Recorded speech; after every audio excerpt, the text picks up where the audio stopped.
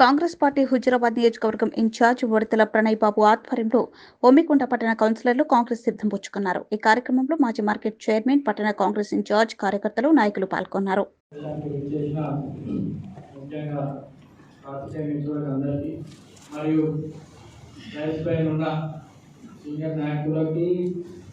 అధ్యక్షులకి, మహిళా అధ్యక్షులకి అందరికీ పేరు పేరున వాళ్ళకు కూడా నమస్కారం తెలుపుకుంటూ ప్రధానంగా ప్రెస్ మీట్ 4 అంశాల గురించి ఈరోజు పెట్టడం జరిగింది. మొన్న పట్టణం నుంచి 13 మంది కౌన్సిలర్లు కాంగ్రెస్ పార్టీలో చేరడం జరిగింది. అవిశ్వాసం పెట్టేటో మీకు తెలిసిందే, పోయిన డిసెంబర్లో ఏదైతే ఇందాక పెద్దలందరూ మాట్లాడినట్టు చైర్మన్ పైన, అదేవిధంగా ఇక్కడ ఉన్న శాసనసభ్యుల ప్రవర్తన పైన, అవినీతి పైన విసుపెత్తి అవిశ్వాసం పెట్టడం జరిగింది. టెక్నికల్ కారణాల వల్ల మరియు వాళ్ళు హాజరు కాకపోవడం, వస్తే ఎక్కడ వీళ్ళు అవిశ్వాసం ఓడిపోతూ ఉన్న భయంతో వాళ్ళు యాబ్సెంట్ అవడం జరిగింది.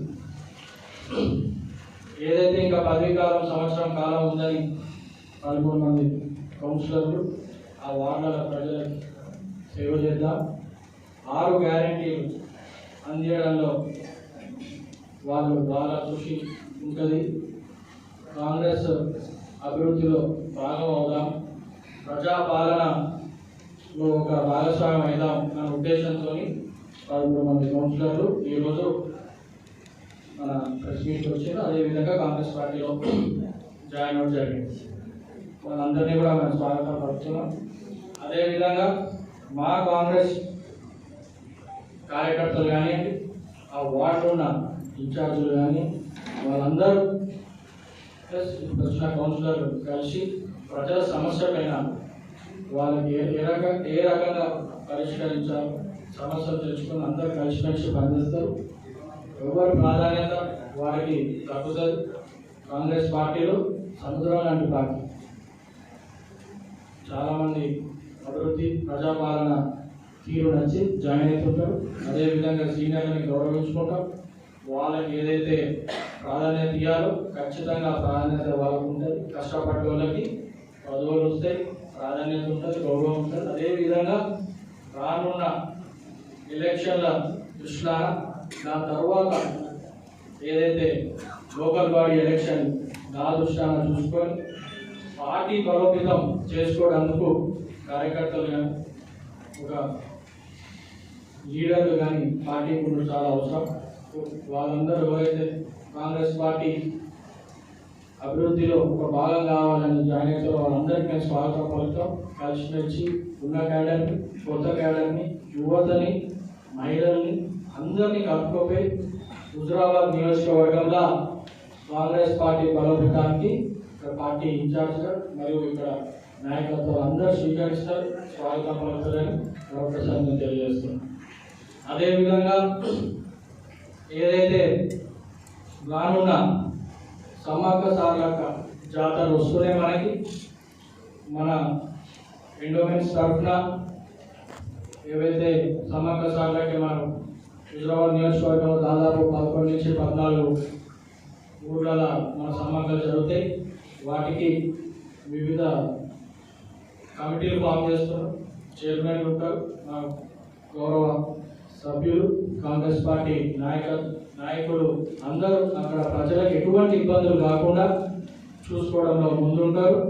ఏవైతే చైర్మన్లు కానీ, ఆ కమిటీ మెంబర్లు కానీ అక్కడ ఉన్న వసతులు, మంచినీళ్ళ వసతులు కానివ్వండి, అక్కడ ఉన్న నీళ్ళ వాటర్ ప్రాబ్లం కానివ్వండి, లేకపోతే బాత్రూమ్ల సమస్యలు కానివ్వండి, ఏదన్నా అక్కడ ఎవరికి ఎటువంటి ప్రాబ్లం రాకుండా ఇక్కడ మా కాంగ్రెస్ పార్టీ కమిటీ మెంబర్లు, చైర్మన్ అందరూ ప్రజలకి సౌకర్యం కల్పించడానికి ముందుంటారని మరొకసారి నేను తెలియజేస్తున్నాను. అదేవిధంగా ఏదైతే చాలా కాలం నుంచి నాకు గత 2 నెలల ముందు మన ప్రభుత్వం వచ్చిన తర్వాత చాలామంది మన కాంగ్రెస్ పార్టీలో ఉన్న దళిత నాయకులు కానివ్వండి, ఇతర పార్టీలు ఉన్న నాయకులు కానీ ప్రజలు కానీ నా వద్దకు దళిత బంధు రెండో విడత గురించి కూడా ప్రస్తావన తీసుకొచ్చారు, రిప్రజెంటేషన్ ఇచ్చారు. ఖచ్చితంగా అర్హులు ఉన్న వారికి రెండో విడత మా కాంగ్రెస్ పార్టీ తరఫున ఇక్కడ ఉన్న నాయకులందరూ ఏదైతే రిప్రజెంటేషన్ తీసుకొచ్చారో ప్రభుత్వానికి, మంత్రివర్గానికి, కలెక్టర్కి సూచనలు చెప్పి ఖచ్చితంగా వాళ్ళకి న్యాయం జరిగేటట్టు ఆ దళిత బంధు రెండో విడత రావడంలో కాంగ్రెస్ పార్టీ ఇన్ఛార్జ్గా, హుజరాబాద్ ఇన్ఛార్జ్గా నాకు కృషి ఉంటుంది. ఇప్పించే బాధ్యత కూడా ఇక్కడ కాంగ్రెస్ పార్టీ నాయకులు మేము తీసుకుంటాం. మరొకసారి ఇకపోతే అభివృద్ధి గురించి చూస్తున్నాం. గత 10 ఏళ్ల నుంచి ఏదైతే టీఆర్ఎస్ ప్రభుత్వం ఉందో బై ఎలక్షన్ వరకు ఏ రకంగా అభివృద్ధి జరిగింది, మరి బై ఎలక్షన్ల ఓట్ల కోసం అని చెప్పి తొందరగా ప్రొసీడింగ్లు తీసుకొని ఇప్పటి వరకు ఆ ప్రొసీడింగ్లు పేపర్ల రూపంలో ఉన్నాయి తప్ప గ్రౌండ్ లెవెల్ ఇంప్లిమెంటేషన్ కాదు. అది మీ అందరికి తెలిసిన సత్యం. రోజు ఇప్పుడు మన ప్రభుత్వం వచ్చిన తర్వాత ప్రతి ఒక్కళ్ళు ఏవైతే ప్రొసీడింగ్ కాపీలు అప్పుడు ఓట్ల కోసం టీఆర్ఎస్ పార్టీ ఆ నాయకులు ప్రజలకు హామీ ఇచ్చినో ఏ ఒక్క హామీ నెరవేర్చారు. అన్నీ అట్లనే పెండింగ్లో పెట్టి ఇప్పుడు ప్రజలకు మోసం చేసింది. వాళ్ళందరూ ఇప్పుడు వచ్చి సార్ మా ప్రొసీడింగ్లు ఇంకా ఉన్నాయి, మరి మాకు ఎటువంటి న్యాయం జరుగుతలేదని చెప్పి వాళ్ళు బాధపడుతున్నారు.